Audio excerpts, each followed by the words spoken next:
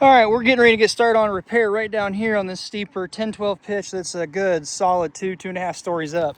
But in the attic, they noticed there's some damage. And when I walked around the outside of the property to get an idea if there was any damage anywhere else, I didn't see anything anywhere else. But in this area, looking up, there's a big area of light you can see. So looking from the front, back sides, don't see anything. What's actually happened right here is where this piece of ridge cap straddles this 10-12 piece of deck. The single piece of ridge cap is actually broke and failed over time right here.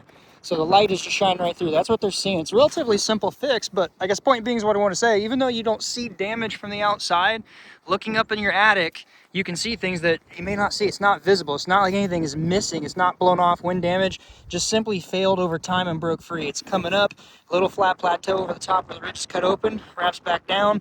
Over the years, it's probably about 20, 22 years old. It's finally cracked right there. Don't notice much of a leak because this is only what water hits this right here.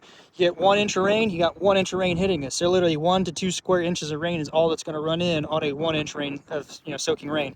Now when you have an issue down here, say you have 1 inch of rain right here, that inch of rain is magnified however many inches up above it you have. So say you got 80 inches right there from that repair to the top ridge. All the rain that hits in 1 inch is magnified. So 1 inch of rain now has 80 square inches of rain running down into that area, if that makes sense. And you magnify that by however many inches wide it is. Just wanted to kind of show you this right here. As far as repair, I'm not going to do it right now because I only have my cell phone shooting this.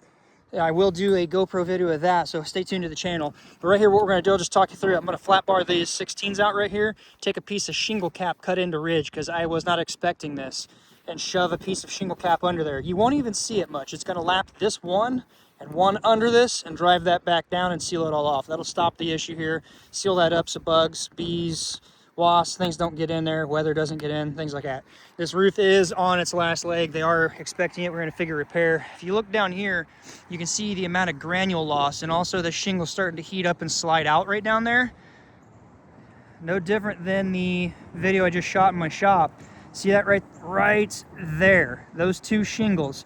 You can see the laminate shim heating up and sliding out because the nail placement's high. Yes, it is old. There's possibly a little bit of old damage in here, hail damage, wind damage, combination of everything. And more importantly, it's an old roof, 22 years or so. Should have made 30, potentially, yeah. Even though manufacturers say it's a 30-year, 50-year limited lifetime, it doesn't mean it's going to look new at that point. So anyway, give it a thumbs up on the way in, on the way out, whatever it is. Let me know what you like to see. If you like to see this kind of content, repair content, subscribe so you're notified when more comes out. Until next time, see you then.